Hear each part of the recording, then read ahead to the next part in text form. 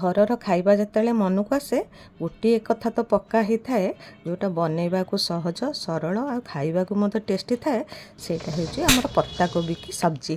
ତାହେଲେ ଚାଲନ୍ତୁ ପ୍ରସ୍ତୁତ କରିବା ବନ୍ଧାକୋବି ଟମାଟୋର ଏକ ରେସିପି। ପ୍ରଥମେ କଡ଼େଇରେ ତେଲ ଗରମ କରି ଟିକେ ହାଫ୍ ଚାମଚ ଜିରା ଫୁଟେଇଦେବା। ତାପରେ କଟା ପିଆଜ, 2-3ଟି କଞ୍ଚା ଲଙ୍କା ଆଉ 1 ଚାମଚ ଅଦା ରସୁଣ ପେଷ୍ଟ ଦେଇ 2ରୁ 3 ମିନିଟ୍ ଭଲକରି ଭାଜି ନେବା। ତାପରେ ମୁଁ ଦେଇଦେଇଛି ଏଠି 2ଟି ବଡ଼ କଟା ଟମାଟୋ। ଏଠି 3ରୁ 4 ମିନିଟ୍ ଭାଜିକିରି ମସଲା ସହିତ ତାକୁ ଭଲ ଭାବରେ ମିଶାଇ ନେବା। ବର୍ତ୍ତମାନ ଏଠି ଦେଇଦେଲି 1 ଚାମଚ ଲଙ୍କା ଗୁଣ୍ଡ, 1 ଚାମଚ ହଳଦୀ ଗୁଣ୍ଡ ଏବଂ 1 ଚାମଚ ଧନିଆ ଗୁଣ୍ଡ। ତାକୁ ଭଲ ଭାବରେ ମସଲା ସହିତ ଆମେ କଷି ନେବା। ଏଠି ଦେଇଦେଲି ଆମର ସବୁଠୁ ଇମ୍ପୋର୍ଟାଣ୍ଟ ମସଲା, ସେ ହେଉଛି ଲୁଣ। ସ୍ୱାଦ ଅନୁଯାୟୀ ଲୁଣ ଦେବେ। ତାପରେ ଏଠି ଦେଇଦେଲି 1 ପ୍ୟାକେଟ୍ ମିଟ୍ ମସଲା। ବର୍ତ୍ତମାନ ଦେଇଦେଲି 1 ବଡ଼ କପ୍ ଗ୍ରୀନ୍ ମଟର। ଏହାକୁ ଭଲ ଭାବରେ 2 ମିନିଟ୍ ମସଲା ସହିତ ଭାଜି ନେବା।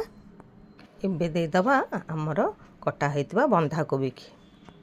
ଭଲ ଭାବରେ ମସଲା ସହିତ ମିଶାଇ ନେବା ଆଉ 10ରୁ 15 ମିନିଟ୍ ଏହାକୁ କଭର୍ କରିନେବା। କିଛି ଆମର କଟା ଧନିଆ ପତ୍ର ଦେଇଦେବା। ବର୍ତ୍ତମାନ ପ୍ରସ୍ତୁତ ହୋଇଗଲା ଆମର ପତ୍ତାକୋବି କି ସବ୍ଜି।